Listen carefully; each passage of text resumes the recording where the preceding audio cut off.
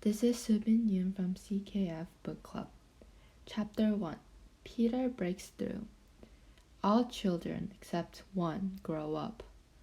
They soon know that they will grow up, and the way Wendy knew was this. One day, when she was 2 years old, she was playing in the garden, and she plucked another flower and ran with it to her mother. I suppose she must have looked rather delightful, for Mrs. Darling put her hand to her heart and cried, "Oh, why can't you remain like this forever?" This was all that passed between them on the subject, but henceforth Wendy knew that she must grow up. You always know after you are two. Two is the beginning of the end. Of course they lived at 14, and until Wendy came her mother was the chief one. She was a lovely lady, with a romantic mind and such a sweet mocking mouth. Her romantic mind was like the tiny boxes, one within the other, that come from the puzzling East. However many you discover, there is always one more, and her sweet mocking mouth had one kiss on it, that Wendy could never get, though there it was, perfectly conspicuous in the right-hand corner. The way Mr. Darling won her was this. The many gentlemen who had been boys when she was a girl discovered simultaneously that they loved her, and they all ran to her house to propose to her except Mr. Darling, who took a cab and nipped in first, so he got her. He got all of her, except the innermost box and the kiss. He never knew about the box, and in time he gave up trying for the kiss. Wendy thought Napoleon could have got it, but I can picture him trying, and then going off in a passion, slamming the door. Mr. Darling used to boast to Wendy that her mother not only loved him but respected him. He was one of those deep ones who know about stocks and shares. Of course, no one really knows, but he quite seemed to know. And he often said stocks were up and shares were down in a way that would have made any woman respect him. Mrs. Darling was married in white, and at first she kept the books perfectly, almost gleefully, as if it were a game, not so much as a Brussels sprout was missing. But by and by, whole cauliflowers dropped out, and instead of them, there were pictures of babies without faces. She drew them when she should have been totting up.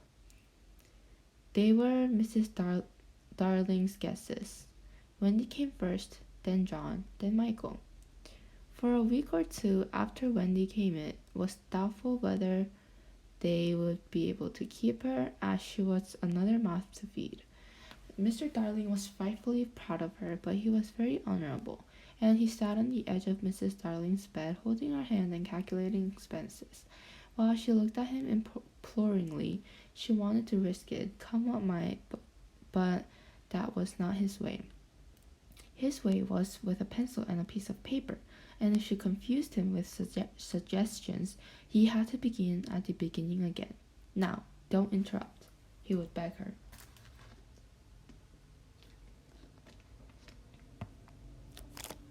"I have £1.17 here, and 2 and 6 at the office. I can cut off my coffee at the office, say 10 shillings, making 2, 9, and 6. With your 18 and 3 makes 397. With 5 noughts in my cheque-book makes 897. Who is that moving? 897. Dot and carry 7. Don't speak my own. And the pound you lent to that man who came to the door. Quiet, child, dot and carry child. There, you've done it. Did I say 997? Yes, I said 997.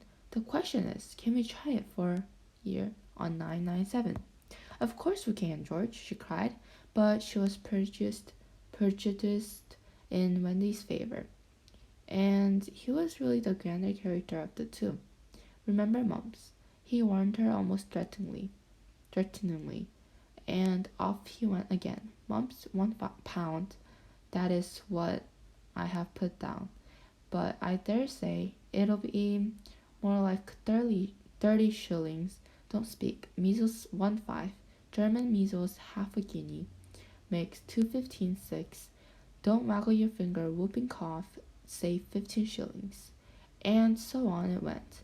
And it added up differently each time, but at last Wendy just got through, with mumps reduced to 12.6, and the two kinds of measles treated as one.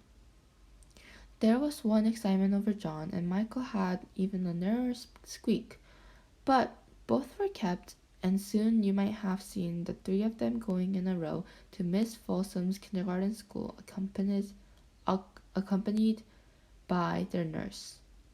That's it for today, and we'll continue on next week. Thank you.